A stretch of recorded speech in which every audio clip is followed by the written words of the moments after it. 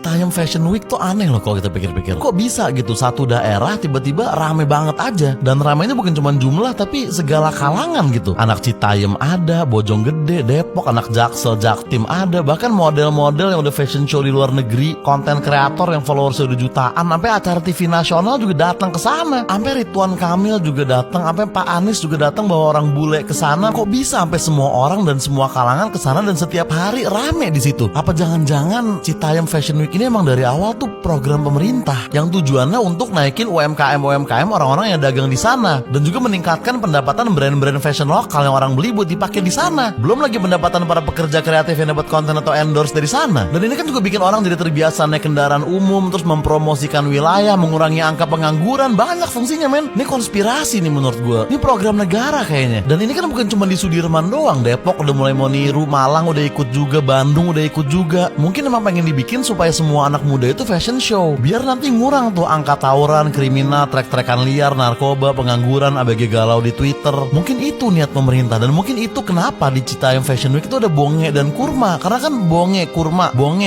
BK, Bung Karno. Nah gitu kan kebetulan banget. Mungkin itu kenapa banyak banget di sana yang pakai Erigo. Karena kan ada RI dalam Erigo. Erigo gitu, RIGO, kayak RIGO. Yuk bisa yuk sukseskan program ini. Kan seakan-akan begitu. Mungkin itu kenapa ada janji jiwa di sana. Karena ini kayak janji dari pemerintah untuk memperbaiki jiwa-jiwa rakyatnya gitu. Dan buat lo yang gak sadar, samping janji jiwa di sana tuh langsung ada foto presiden loh di atas gedung. Ini bukan tren, men. Ini revolusi. Ini upaya dari negara untuk membudidayakan SDM, khususnya Gen Z. Dan mungkin bisa membantu ekonomi negara juga. Kita gak pernah tahu. Mungkin kalau di setiap kota ada Citayam Fashion Week, mungkin rupiah bisa melambung tinggi. Lu tahu slebeo, kata-kata yang sering JJ bilang. Asal lu tahu ya, sle atau SLE itu di dunia kedokteran tuh dikenal sebagai penyakit 1000 wajah. Dan BEW itu adalah singkatan resmi dari Board of Economic Warfare. Jadi slebeo itu artinya adalah 1000 wajah dari jajaran alat perang ekonomi untuk memperbaiki keuangan negara. Maksud gue, masa ya itu kebetulan sih? Ini pasti terstruktur. Pemerintah sengaja jadiin JJ itu duta nongkrong. Dia tuh di sana sering ngingetin bocah-bocah sana biar nggak buang sampah sembarangan loh, supaya kelakuan mereka beradab gitu. Mungkin itu untuk merepresentasikan sila kedua kemanusiaan yang adil dan beradab. Mungkin kurma diajak karena namanya itu sama kayak buah yang paling melekat dengan agama mayoritas di Indonesia, untuk merepresentasikan sila pertama. Mungkin Roy nolak beasiswa dari Pak Sandiaga Uno untuk mencerminkan sila kelima, ya keadilan sosial gitu. Mungkin dia nggak mau sekolah gratis ketika masih banyak anak sekolah yang harus bayar. Dan mungkin Bonge bilang bahwa mereka akan pindah ke daerah PIK itu untuk menunjukkan kekompakan mereka, kemusyawarahan mereka, untuk merepresentasikan sila keempat. Dan sila ketiga nggak perlu representatif lagi karena persatuan Indonesia kurang lebih udah terjadi di sana. Dimana lagi lu bisa ngelihat supermodel ketawa-ketawa happy di zebra cross sampingan sama bocah Jaktim pakai kaos dikis belel yang rambutnya bawa asap angkot Arimbi flyover Pasar Rebo. Dimana lagi lu bisa ngelihat bintang film layar lebar emperan di trotoar nyeruput Nutrisari Blewah samping-sampingan sama bocah Depok yang celana jeansnya digulung satu dan hoodie roughnecknya palsu. Dimana lagi lu bisa ngelihat persatuan Indonesia terjadi seintim ini kalau bukan di Citayam Fashion Week? Pantesan mereka tuh nggak gentar diserang dari sisi manapun. Banyak loh serangan buat mereka. Banyak yang nyoba bubarin mereka, dibilang merusak estetik, buang sampah sembarangan, ketiduran di stasiun, menormalkan laki-laki pakai baju cewek. Tapi apakah mereka bubar? Apakah mereka ngedown? Apakah mereka langsung baca filosofi teras terus bikin tweet di Twitter?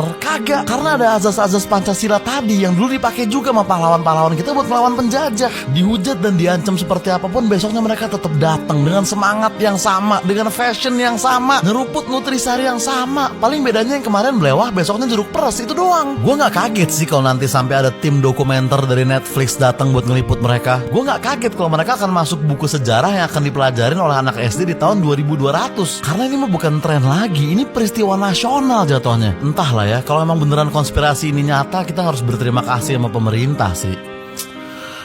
Tapi ngomong-ngomong bahas Citayam Fashion Week kayak gini masih aman gak sih? Soalnya kan denger-dengar kemarin ada orang kaya yang daftarin ke Haki tuh.